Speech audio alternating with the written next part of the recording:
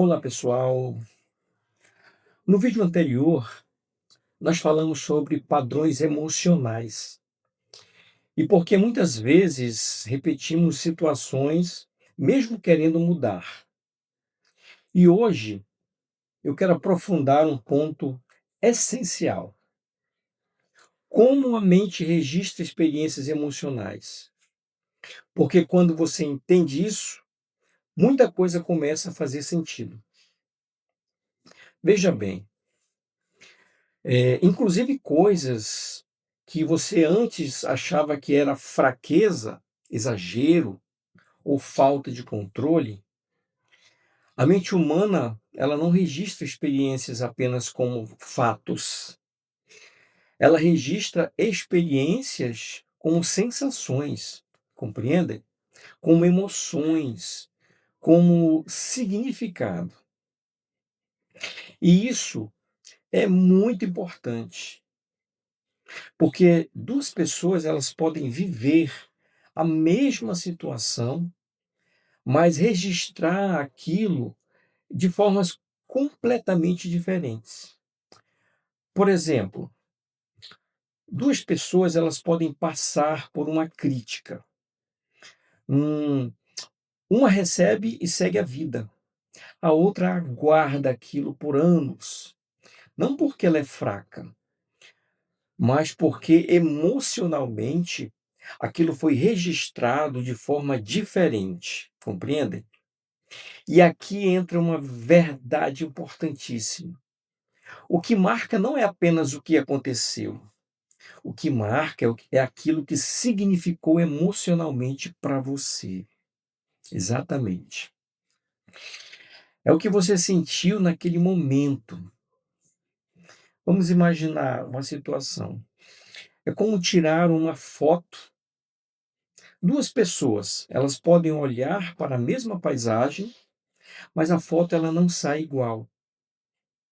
Uma foto pode ficar clara, leve, e a outra ela pode ficar escura e tremida. A realidade era a mesma, mas o registro ficou diferente. Com as emoções acontece algo muito parecido. A experiência aconteceu, mas o registro emocional ele pode ter ficado distorcido, pesado ou carregado. E por que isso acontece?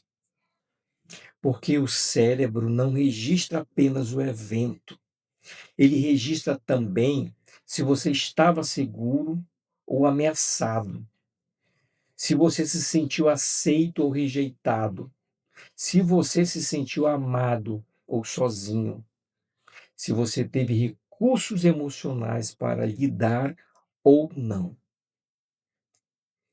Ou seja, o cérebro, ele registra o evento junto com o estado emocional. E quando esse registro fica carregado, ele se torna uma referência interna. É como se o cérebro dissesse: se isso aconteceu uma vez, pode acontecer de novo. Então ele começa a criar estratégias de proteção. É assim que surgem muitos padrões: medo de abandono, necessidade de agradar, dificuldade de confiar, ansiedade antecipatória, controle excessivo, reações de irritação ou fuga. Imagine que você coloca a mão em uma tomada e leva um choque. Depois disso, você não precisa mais pensar para ter cuidado, não é verdade? Porque o corpo aprende, o cérebro registra. E mesmo que alguém diga, pode colocar, não tem energia, você ainda vai se aproximar com receio. Isso é um registro, não é racional, é emocional. E esse é o ponto. Muitas pessoas acham que conseguem mudar apenas com pensamento, Mas existem registros que não mudam apenas com lógica, porque foram gravados no corpo, na emoção. E isso explica porque algumas pessoas dizem: "Eu sei que não deveria sentir isso, mas eu sinto". Ou então, "Eu sei que não faz sentido, mas eu travo, na hora eu travo". Vocês devem conhecer gente assim. Não é falta de entendimento, mais uma vez eu repito, é registro emocional. Quando uma experiência é registrada com intensidade, ela vira uma espécie de arquivo emocional. E esse arquivo ele pode ser ativado no futuro por situações parecidas. Por exemplo, se você viveu rejeição, pode reagir fortemente a qualquer sinal de distância.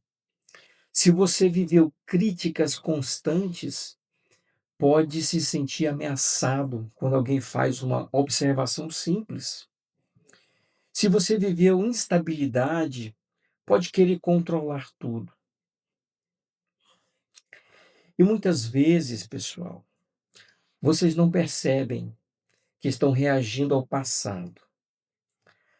Você acredita que está reagindo apenas ao presente. É como um detector de fumaça.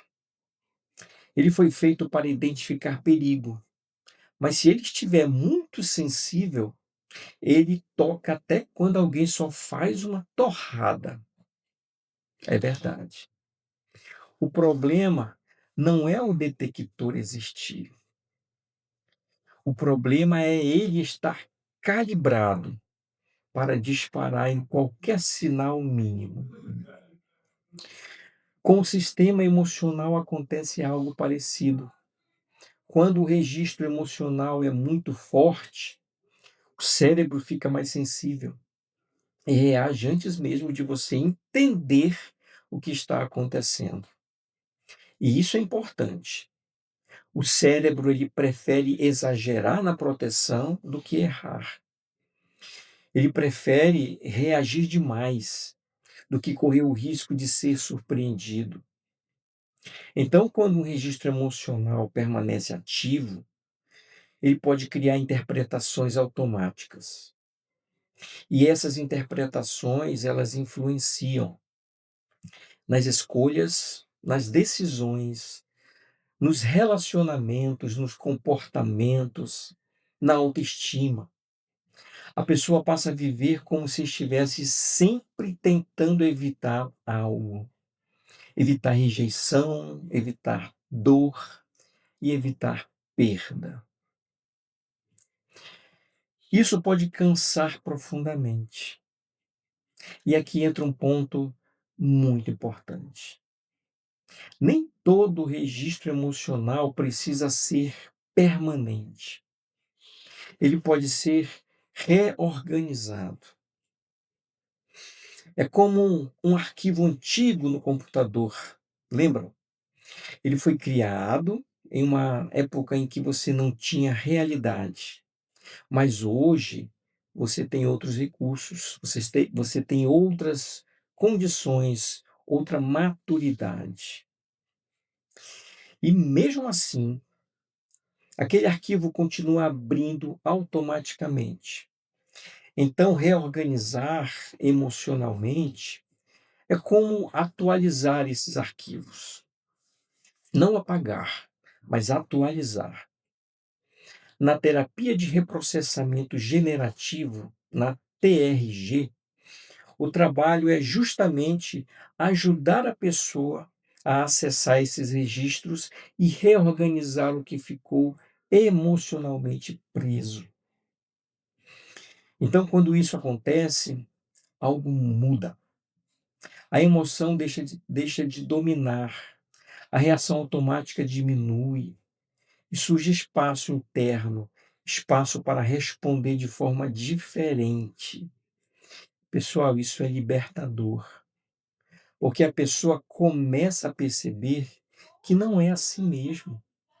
Ela estava funcionando a partir de registros.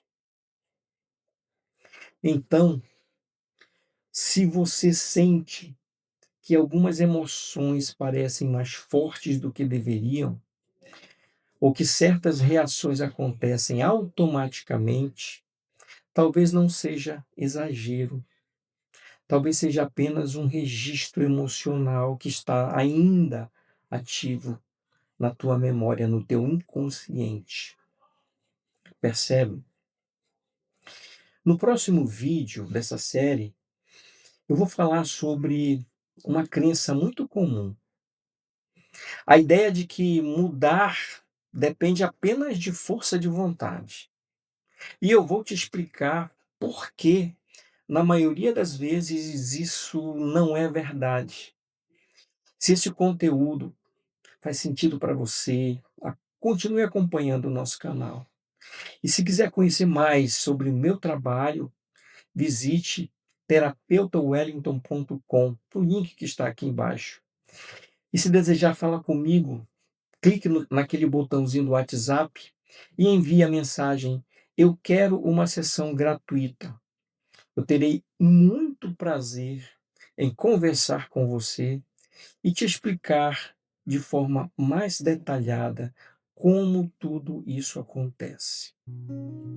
Desejo um bom dia ou uma boa noite. Aquele abraço, beijo no coração de todos.